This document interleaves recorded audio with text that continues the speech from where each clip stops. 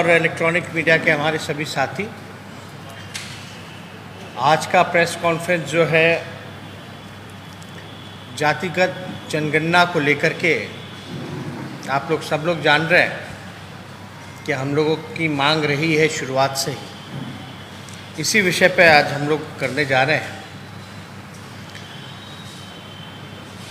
जातिगत जनगणना को लेकर के सदन से लेकर के सड़क तक राष्ट्रीय जनता दल के सभी लोगों ने संघर्ष किया और बिहार विधानसभा में एक बार नहीं बल्कि 2 बार सर्वसम्मति से सभी दल इंक्लूडिंग भारतीय जनता पार्टी भी विधानसभा से प्रस्ताव 2 बारी जो है केंद्र सरकार को भेजने का काम किया गया। एक बार नहीं बल्कि 2 बार। पिछले मॉनसून सत्र में आप सब लोगों ने देखा होगा कि बिना भेदभाव के, बिना मतभेद के हम लोगों की मांग थी कि भाई जब 2 बार बिहार विधानसभा से पारित हो चुका है जातिगत जनगणना को लेकर के, भले ही मुख्यमंत्री जी के नेतृत्व में सभी बिहार के जितने भी दल विधानसभा में जिन लोगों ने पारित किया, एक कमेटी बना करके प्रधानमंत्री जी से मिलने हम लोग चलें और जातिगत जनगणना की मांग जो रही है उसको जो है उंगली जामा हम लोग पहनाने का काम करें। हम लोग पिछली बार मॉनसून सत्र में हम खुद स्वयं सभी विपक्षी दलों के साथ, चाहे लेफ्ट पार्टियां हों, कांग्रेस पार्टी हो, आरजेडी, हम सभी जितने नेता थे मुख्यमंत्री जी से जाकर के मिले और माननीय मुख्यमंत्री नीतीश कुमार जी ने ये आश्वासन दिया कि आपकी मांग पे हम जो है प्रधानमंत्री जी से समय मांगेंगे। 4 तारीख को माननीय मुख्यमंत्री जी ने पत्र लिख करके प्रधानमंत्री जी से समय मांगा है। आज लगभग जो है 1 हफ्ता से ज़्यादा हो चुका है, लेकिन अब तक प्रधानमंत्री द्वारा समय हम लोगों को नहीं मिला। हमारी दूसरी ये भी मांग थी कि अगर केंद्र सरकार मना करती है तो राज्य सरकार, जैसे कर्नाटका राज्य ने अपने तर्ज पर जातिगत जनगणना कराई है, उसी तर्ज पे बिहार सरकार भी ऐलान करे कि वो जातिगत जनगणना जो है वो कराने का काम करे। प्रधानमंत्री जी बंगाल के मुख्यमंत्री से मिल रहे हैं, पंजाब के मुख्यमंत्री से मिल रहे हैं और लोकसभा के चुनाव में बिहार ने सबसे ज़्यादा 40 में से 39 सीटें जो हैं वो एनडीए को देने का काम किया। यानी लगभग सारी सीटें जिस राज्य ने एनडीए सरकार को देने का काम किया, उस राज्य के मुख्यमंत्री आदरणीय नीतीश कुमार जी को समय क्यों नहीं दे रहे, ये नीतीश जी समझें। लेकिन हम सब लोग चाहते थे कि हम लोग सब लोग जाएं। अब तो विलम्ब हो रहा है। अभी कुछ दिन पहले जो है पार्लियामेंट में भी एक सवाल पूछा गया, जहां केंद्र सरकार ने जवाब दिया है जातिगत जनगणना को लेकर के। ये श्री विशंबर प्रसाद निषाद जी ने, जो एमपी हैं, यूपी से आते हैं, उन्होंने सवाल पूछा पार्लियामेंट में।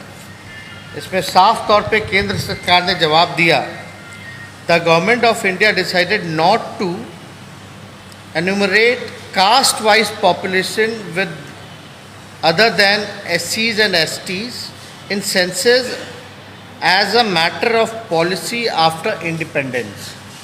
यानी साफ तौर पे जो है केंद्र सरकार जो है मना करती है पार्लियामेंट में, सदन में, कि आफ्टर इंडिपेंडेंस जो है पॉलिसी के चक्कर में हम जो है कास्ट सेंसस जो है वो नहीं कर सकते।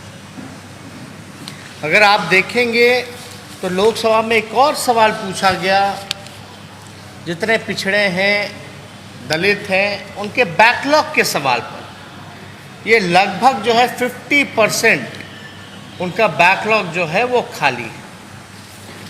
जातिगत जनगणना जब हम कराने की मांग करते हैं तो ऐसा नहीं है कि हम जात पात की राजनीति कर रहे हैं।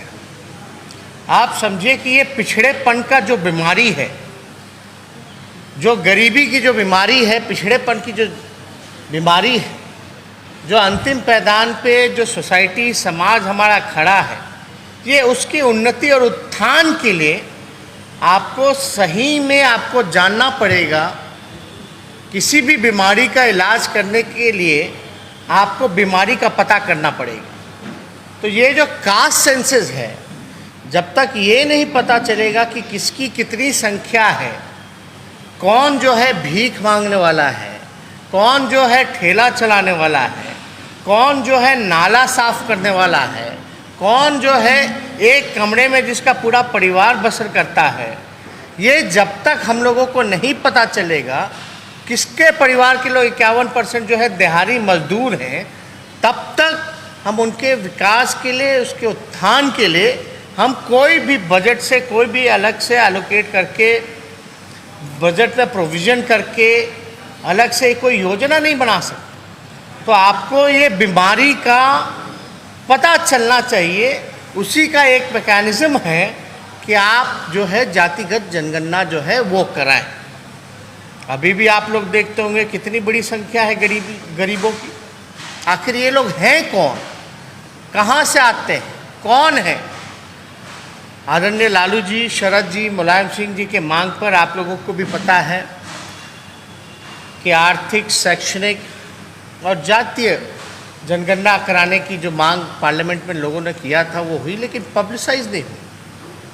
हम लोगों की मांग है कि भाई जातीय जनगणना हो और उसको पब्लिक डोमेन में भी डाला जाए। और हम लोग इसी दौरान में, क्योंकि एक हफ्ता से ज़्यादा हो चुका है और माननीय मुख्यमंत्री जी लगातार जो है समय मांग रहे हैं, प्रधानमंत्री जी से समय मिल नहीं रहा, तो आज हमने भी प्रधानमंत्री जी को एक चिट्ठी जो है वो लिखने का काम किया है। ये चिट्ठी जो है आप लोगों को मोबाइल में जो है हम पहुंचवा देंगे। आप लोग उसमें सारी चीज़ें जो हैं पढ़ सकते हैं, देख सकते हैं। लेकिन हमको ये उम्मीद और आशा है कि कहीं ना कहीं से हम लोगों की जो ये लड़ाई जो है, जो मांग जो है, जो देश हित में है, राजहित में है, जनहित में है, इस पे, क्योंकि दोनों जगह एनडीए की सरकार है, डबल इंजन की सरकार है, चाहे केंद्र में हो, राज्य में हो, करना इन्हीं लोगों को है। इसीलिए हम बिना भेदभाव के आदरणीय मुख्यमंत्री जी से जा कर के उनके कक्ष में बिहार विधानसभा के सभी नेता, विरोधी दल जितने लोग हैं, सब लोगों के साथ जाकर के मिले कि भैया आप समय लीजिए, आपके नेतृत्व में हम लोग चलेंगे।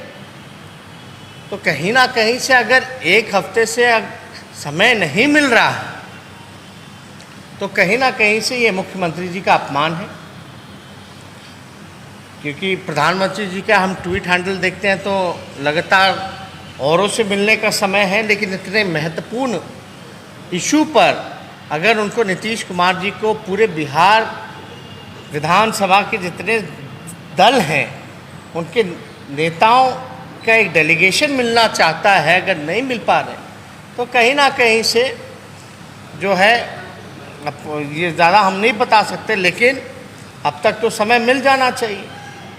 तो इसमें हम चिट्ठी लिख करके उनसे फिर से हमने अपील की है, गुहार की है कि भाई ये जो समय जो है ये हम लोगों को मिलना चाहिए। और आप लोग सब लोग जान रहे हैं कि आदरणीय लालू जी लगातार कई बार, एक बार नहीं कई बार सड़कों पर भी उतर करके जातिगत जनगणना की जो है वो मांग उन्होंने की थी और इसकी शुरुआत की थी। तो आज हम इसी सिलसिले में सोचे कि आप लोगों से प्रेस कॉन्फ्रेंस करके इस बिंदु पर जो है हम लोग चर्चा करें। और ये जब जातिगत जनगणना होगी तो लोगों के लिए अलग से योजना बनेगी, जो पिछड़े हैं, जो गरीबी से जूझ रहे हैं, उन समाज के लिए उसकी उन्नति के लिए, उत्थान के लिए। वैसे समाज के लिए कई बार जो है नौकरियां भी बढ़ेंगी, लोगों को नौकरी भी मिलेगी, आर्थिक स्थिति भी उनका सुधार होगा, गरीबी से भी उभार पाएंगे। तो ये काफ़ी इम्पोर्टेंट है, केवल बिहार के लिए नहीं बल्कि पूरे देश भर के लिए। अभी कोई भी बिल बना दे, कोई भी बिल पास कर दे, राज्य सरकार पे थोप दे कि किसी को भी ओबीसी वगैरह में आप ला सकते हैं। केंद्र सरकार ने जो नया पास किया है कि राज्यों पर छोड़ दिया कि किस जाति को जो है ओबीसी में लाना है, लेकिन इससे अगर आप ला रहे हैं, अगर एक कमरा केवल 4 लोगों के लिए बना है, आप उसमें 15 लोगों को डाल रहे हैं, तो जाहिर सी बात है कि कमरे को भी बढ़ाना पड़ेगा। तो हमारी मांग है कि इस संख्या जो 27% का है उसको भी बढ़ाने की ज़रूरत है। साथ ही साथ जो बैकलॉग जो रहा है उस बैकलॉग को भी भरने की ज़रूरत है। जो हमारा अधिकार बनता है, हक बनता है, आखिर खाली है तो इसका नुकसान तो हो ही रहा है। इस नुकसान का भरपाई कौन करेगा? इसलिए केवल कानून बनाने से नहीं होगा, असल में ये काम सबसे ईमानदारी से अगर हम बताएं तो ये तभी सफल हो पाएगा जब जातिगत जनगणना हो पाएगी। जब असली पिक्चर आपके सामने आएगा तभी जो है चीज़ें सफल हो सकती है, वरना कितने भी कानून बना दिया जाए उससे कोई फ़र्क पड़ने वाला नहीं। तो इसलिए अगर आप लोगों को कोई इस विषय में, क्योंकि ये विषय प्रेस कॉन्फ्रेंस जो है जातिगत जनगणना को लेकर के, इस विषय में अगर आप लोगों को कोई भी प्रश्न अगर पूछना है तो आप लोग